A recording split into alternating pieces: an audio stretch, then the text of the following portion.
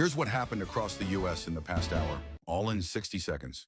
The search for Nancy Guthrie entered its ninth day as Savannah Guthrie made a new public plea for help finding her mother. Investigators said they are still pursuing leads and urging anyone with information to come forward. The House passed a housing bill, sending it to the Senate for tougher negotiations over cost and zoning provisions.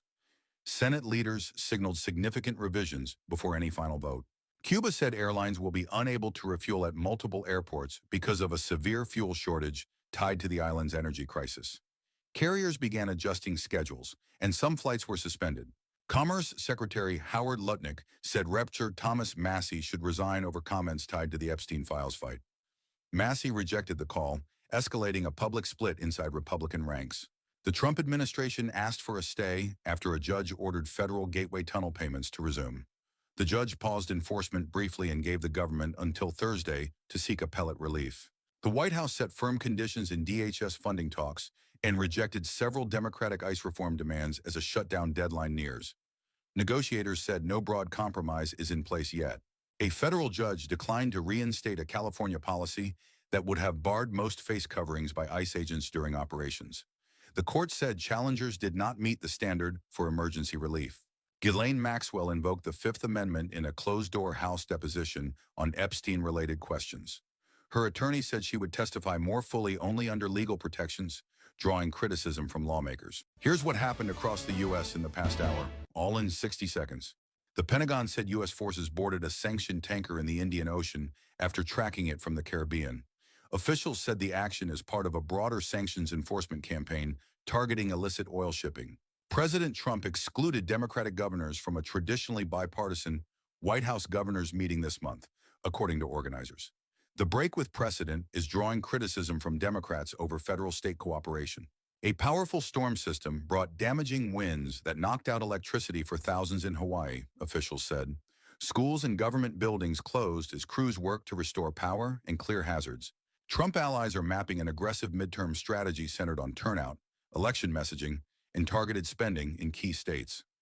Republican operatives said endorsement timing and resource allocation remain central unresolved questions. Authorities in Dayton, Ohio, asked residents and visitors to avoid the downtown area because of an active public safety response. Officials said traffic restrictions were in place while law enforcement managed the incident. New York City nurses at Mount Sinai and Montefiore reached tentative contract deals after a month-long strike, union leaders said. The agreements include multi-year raises and staffing provisions, while voting by members is still pending. The Justice Department moved to dismiss Steve Bannon's contempt conviction tied to his refusal to testify about January 6, according to court filings. The request marks a major reversal in a high-profile prosecution from the previous administration. Minnesota authorities said Hallie Tobler, daughter of gubernatorial candidate Jeff Johnson, was fatally stabbed in St. Cloud, and charges are pending. Johnson suspended campaign activity as the homicide investigation continues. Here's what happened across the U.S. in the past hour, all in 60 seconds. Ghislaine Maxwell invoked the Fifth Amendment in a closed-door congressional deposition tied to the Epstein investigation. Lawmakers said her refusal to answer blocked efforts to identify additional associates and potential co-conspirators. A powerful storm system brought high winds that knocked out power for thousands, prompting closures and emergency responses. Utility crews said restoration could take time as hazardous conditions continue in affected areas. The Pentagon said U.S. forces boarded a sanctioned oil tanker as part of expanded maritime enforcement operations.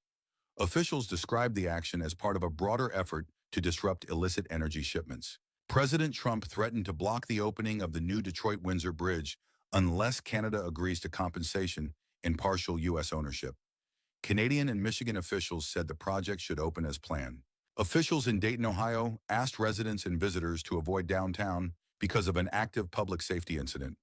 Police restricted access while emergency teams responded and assessed conditions. A federal judge rejected California's request to quickly revive its ban on face coverings by ICE agents during operations. The ruling leaves enforcement of the state law blocked while the broader case continues. The search for 84-year-old Nancy Guthrie entered its ninth day after her family released a video saying they would pay a ransom demand. Investigators said they are pursuing active leads around Tucson and urge anyone with information to contact authorities. New York Mayor Zohran Mamdani faced criticism after missing the installation ceremony for Archbishop Ronald Hicks. City Hall said scheduling conflicts prevented attendance and that a representative appeared on his behalf.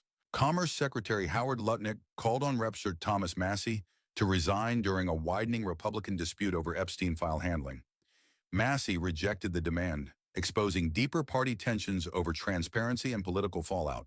The House approved a housing bill, sending it to the Senate for difficult negotiations over funding levels and policy details. Senate leaders said changes are likely before any final package can pass.